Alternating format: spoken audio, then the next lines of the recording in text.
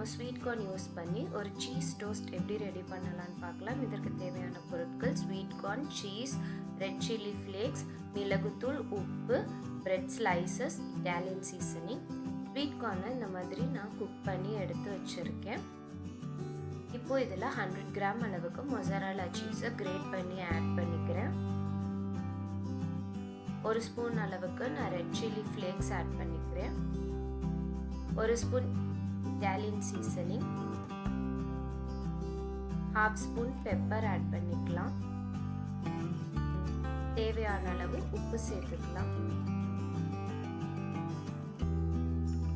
இப்போ நான் ஸ்ப்ரெட் ஆகிற அளவுக்கு நம்ம மிக்ஸ் பண்ணிக்க போகிறோம்.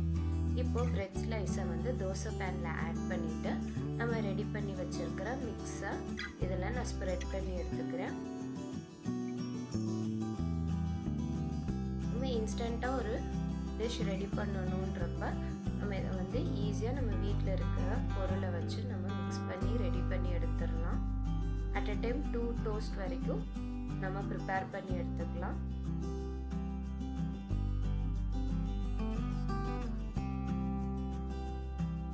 கீ வந்து இன்னும் நமக்கு ரிச் டேஸ்ட் கொடுக்கும். இப்போ கீயை நல்லா ட்ரிசில் பண்ணிவிட்டு லிட் வச்சு க்ளோஸ் பண்ணி நம்ம குக் பண்ணி எடுத்துக்க போகிறோம். Sweet corn cheese toast ready ஆயிடுச்சு. ரொம்ப சிம்பிள், அதே நேரத்தில் நல்ல டேஸ்டியான ஒரு டிஷ் இது. ட்ரை பண்ணி பார்த்துட்டு எப்படி இருக்குன்னு சொல்லுங்கள் ஃப்ரெண்ட்ஸ். இன்றைக்கி கிருத்னியா கிச்சனோட டிப்ஸ் கார்ன் வந்து நல்லா ஃப்ரெஷ் அண்ட் க்ரீனான ஹஸ்க் இருக்கிற மாதிரி நம்ம பார்த்து வாங்கணும்.